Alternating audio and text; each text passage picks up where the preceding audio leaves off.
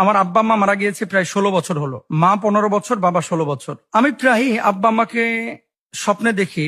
তবে এখন মৃত আব্বা আম্মাকে বাবা মাকে ঘন ঘন স্বপ্নে দেখছে। কখনো তারা কিছু চায়, কখনো কিছুই চায় না, আমার দিকে তাকিয়ে থাকে। আবার কখনো বা আমাকে ডাকে। মৃত ব্যক্তি অথবা মৃত বাপ মা যদি স্বপ্নে এভাবে ডাকে, তাহলে কি ধরে নিব যে আমার হায়াত শেষ, আমাকেও কবরের দিকে চলে যেতে হবে?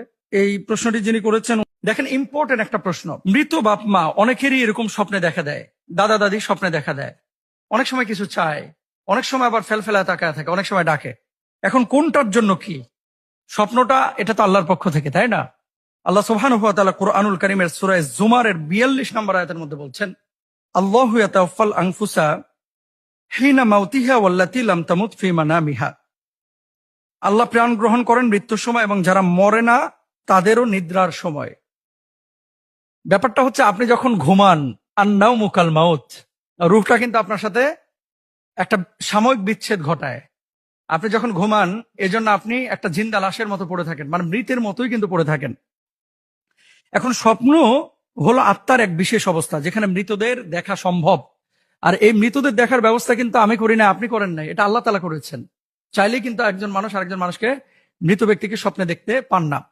এখন দেখেন কমন একটা বিষয়, রাসূল সাল্লাল্লাহু আলাইহি ওয়াসাল্লামের একটি হাদিস, এটা সহিহ বুখারীর 6984 নম্বর হাদিস। নবীজি সাল্লাল্লাহু আলাইহি ওয়াসাল্লাম বলছেন, আর রুইয়া সলিহাতু মিনাল্লাহ ওয়াল হুলমু মিনাশ শাইতান, যে ভালো স্বপ্ন এটা হচ্ছে আল্লাহর পক্ষ থেকে, আর খারাপ স্বপ্ন এটা হচ্ছে শয়তানের পক্ষ থেকে।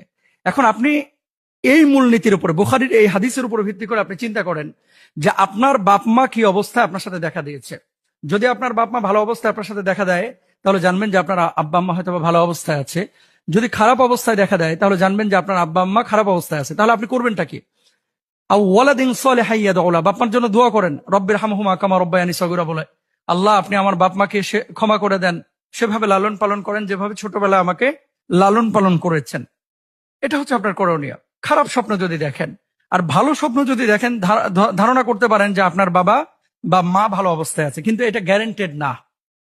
এটা গ্যারান্টেড না যে আমার আব্বাকে ভালো অবস্থায় দেখেছি, এর জন্য আমি আর কিছু করার নাই, বাপ মার জন্য কিছু করবো না, আমি আমার মতো চলবো, এমনটা না। এরপরে আসেন যে বাপ মাকে এভাবে বারবার স্বপ্ন আপনি দেখছেন, দেখার পরে আপনার মূলত করণীয় কি? তো করণীয়, ভালো অবস্থায় দেখলে কি করবেন, খারাপ অবস্থায় দেখলে কি করবেন, এটা তো বলেই দিলাম। এছাড়াও আরো কিছু বিষয় রয়েছে, যে আপনার দিকে ফেলফেলায় তাকায় রয়েছে, এটার কি আলাদা কোনো ব্যাখ্যা আছে? এটার আলাদা কোনো ব্যাখ্যা যেহেতু রাসূল সাল্লাল্লাহু আলাইহি ওয়াসাল্লাম থেকে আমরা পাই না, বলতে পারবো না। তবে হ্যাঁ, কোন স্বপ্নের ব্যাখ্যাকার আল্লামা ইবনে সিরিন সহ তারা বলছেন যে মৃত ব্যক্তি যদি কাউকে ডাকে, তাহলে অনেক ক্ষেত্রে ইঙ্গিত বহন করে হয়তোবা তার হায়াত শেষের দিকে, বা তাকে তার সাক্ষাতের জন্য আহ্বান করা হচ্ছে। এর মানে এটা না যে আপনি 100% ধরে নেবেন যে আপনাকে মৃত ব্যক্তি ডেকেছে মানে 10 দিনের মধ্যে আপনি মারা যাবেন, ব্যাপারটা এরকম না কিন্তু। এখন আপনি করবেনটা কি? দেখেন, মৃত্যু এটা হচ্ছে মুমিনের জন্য তওফা, এটা হাদিয়া।